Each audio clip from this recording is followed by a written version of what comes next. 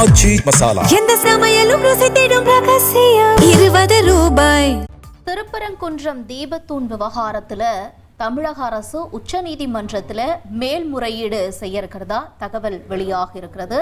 உயர்நீதிமன்ற மதுரை அமர்வில் தமிழக அரசினுடைய இந்த மனு தாக்கல் செய்யப்பட்டிருக்கு. உயர்நீதிமன்ற உத்தரவை எதிர்த்து மேல்முறையீடு செய்யப்பட்டிருக்கிறது தமிழக அரசு தரப்பில். ஏற்கனவே இந்த தீபத்தூண் விவகாரத்தில் நீதிமன்றம் ஒரு தீர்ப்பை வழங்கி இருந்துச்சு. அதாவது தீபத்தூணில் தீபம் ஏற்றலாம் அப்படின்னு சொல்லியிருந்தாங்க.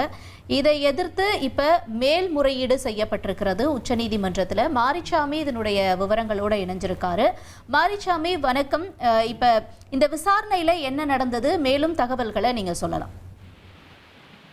திருப்பரங்குன்றம் மலை உச்சியில் உள்ள தீபத்தூண்ல கார்த்திகை தீபத்தன்று திருக்கார்த்திகை தீபத்தன்று ஏற்ற வேண்டும் என உத்தரவிடக் கோரிய உயர்நீதிமன்ற மதுரை அமர்வுல தொடரப்பட்ட வழக்கு. இந்த வழக்கை தொடர்ந்தவங்க ராம ரவிக்குமார் உள்ளிட்டவர்கள் தொடர்ந்திருந்தாங்க. இந்த வழக்கு விசாரணை இன்னைக்கு உயர்நீதிமன்ற மதுரை அமர்வுல வரும்போது திருப்பரங்குன்றம் தீபத்தூண் விவகாரம் தொடர்பா நீதிமன்ற உத்தரவை எதிர்த்து உச்ச நீதிமன்றத்துல மேல்முறையீடு தாக்கல் செஞ்சிருக்கோம் அப்படின்னு சொல்லி உயர்நீதிமன்ற மதுரை அமர்வுல தமிழ்நாடு அரசு தரப்புல தகவல் தெரிவிச்சாங்க. அது போக இந்த நீதிபதிகள் இந்த விசாரணையில ஒரு முக்கியமான கேள்வி எழுப்பியிருக்காங்க. என்ன சொல்லியிருக்காங்கன்னா, திருப்பரங்குன்றம் தீபத்தூண் தொடர்பான வழக்குகளை ஏன் நீதிமன்றத்துல இவ்வளவு சென்சிட்டிவா கொண்டு போறீங்க?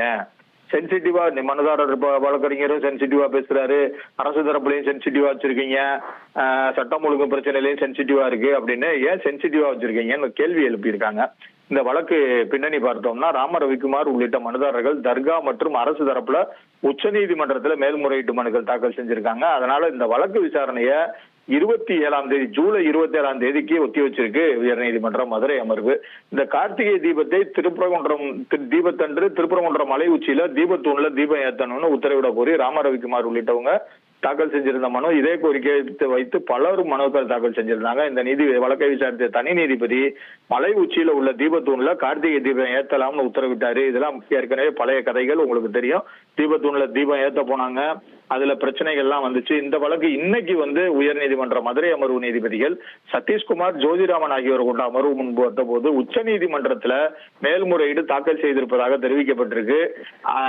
ஏன் இந்த விவகாரத்தை நிலுவையில வச்சிருக்க விரும்புறீங்க?